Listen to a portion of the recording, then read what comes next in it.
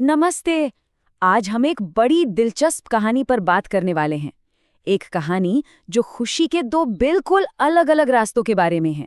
मतलब मंजिल एक, पर रास्ते एकदम जुदा। तो एक सवाल से शुरू करते हैं जो हम सब शायद कभी ना कभी सोचते हैं कि खुशी क्या ये मेहनत करके कमाई जाती है या फिर बस किस्मत से मिल जाती है। यही सवाल असल में आज की हमारी पूरी कहानी का सेंटर पॉइंट है। चलिए तो मिलते हैं हमारी कहानी के दो परिवारों से। ये आज के भारत की कहानी है और इन दोनों परिवारों की अपनी अपनी उम्मीदें हैं, अपने अपने छोटे बड़े सपने हैं और दोनों ही बस अपनी सी एक खुशी की तलाश में हैं। तो देखिए, एक तरफ है मोहन, जिसकी लड़ाई बस 2 वक्त की इज्जत की रोटी के लिए है, और दूसरी तरफ शालिनी का परिवार, जिसका सपना बस एक छोटी सी अपनी बालकनी का है। सुनने में शायद एक सपना छोटा लगे, एक बड़ा, लेकिन अपनी अपनी जगह दोनों ही बहुत बड़े सपने हैं। लेकिन जैसा कि अक्सर होता है, सपनों का रास्ता इतना आसान कहाँ होता है। इन दोनों के सपनों के आगे भी मुश्किलों की एक दीवार थी, गरीबी की और समाज के दबाव की। मोहन की बात करें तो वो हर रोज अपने मालिक लाला करोड़मल के हाथों बेइज्जत होता था। लाला का सीधा हिसाब था। वो कहता था, भाई बिजनेस में ना रहम नहीं, सिर्फ मुनाफा देखा जाता है। हद तो तब हो गई जब मोहन का बेटा बीमार पड़ा और लाला ने उसकी तनख्वाह से ही पैसे काट लिए। सोचिए, वो अपने बेटे के लिए दवा तक नहीं खरीद पाया। और शालिनी के परिवार की तरफ उनकी परेशानी दूसरी थी। बालकनी नहीं थी तो रोज पड़ोसियों के ताने सुनने पड़ते थे। कोई कह देता, अरे ये गमले तो बालकनी के लिए हैं, तुम कहाँ रखोगी इन्हें। न कपड़े सुखाने की ढंग की जगह, न धूप में 2 पल सुकून से बैठने का कोना। हर तरफ से बस एक घुटन और निराशा। पर कहते हैं ना, कितनी भी गहरी रात हो, सुबह होती जरूर है। और इन दोनों की कहानियों में भी इसी अंधेरे के बीच उम्मीद की एक छोटी सी चिंगारी जली। एक ऐसा मोमेंट आया जहाँ एक छोटा सा आइडिया सब कुछ बदलने की हिम्मत रखता था।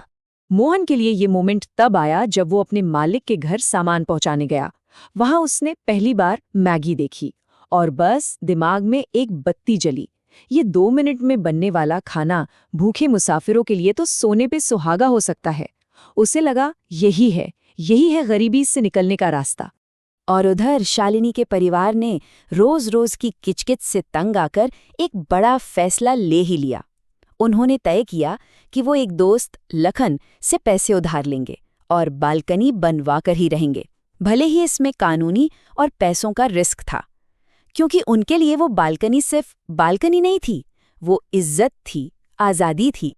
और बस यहीं से कहानी एक बहुत ही दिलचस्प मोड़ लेती है। यहाँ आकर दोनों के रास्ते एकदम अलग हो जाते हैं।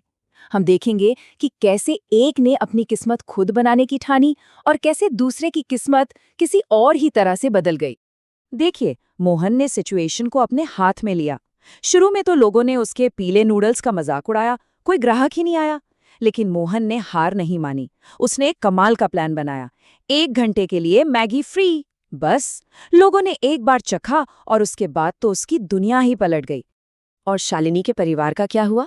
उनकी किस्मत का फैसला किसी और ने किया। जिस दिन उनकी बालकनी का काम शुरू होना था ना, ठीक उसी दिन एमसीडी की टीम आ गई और मोहल्ले की सारी अवैध बालकनियां तोड़ दी। उनका सपना तो शुरू होने से पहले ही टूट गया। लेकिन मजे की बात यह है कि ये उनके लिए एक वरदान साबित हुआ।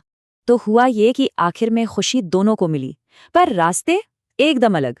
एक ने अपनी किस्मत खुद गढ़ी और दूसरे को किस्मत ने ही एक नया रास्ता दिखा दिया।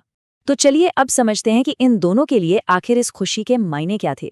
मोहन, जिसने 10 रुपए की मैगी से अपना काम शुरू किया था, उसने अपनी हिम्मत और स्मार्ट सोच से अपने परिवार के लिए एक बिल्कुल नई, बेहतर जिंदगी खड़ी कर ली। उसने ये दिखा दिया कि अगर इरादा पक्का हो तो एक छोटा सा आइडिया भी गरीबी की जंजीरों को तोड़ सकता है। और शालिनी का परिवार, उन्हें तो एक ऐसी सच्चाई का पता चला जिसके बारे में उन्होंने सोचा भी नहीं था।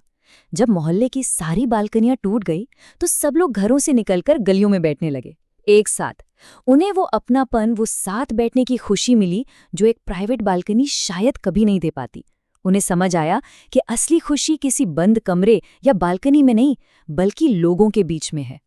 तो आखिर में ये कहानी हमें एक बहुत बड़े सवाल पर छोड़ जाती है कि ज्यादा बड़ी किस्मत कौन सी है, वो जिसमें कोई अपने सपने को अपनी मेहनत से सच कर ले, या वो जिसमें किसी को ये समझ आ जाए कि जिस सपने के पीछे वो भाग रहा था, असल में उसे उसकी ज़रूरत ही नहीं थी? बड़ा गहरा सवाल है, सोचिएगा ज़रूर।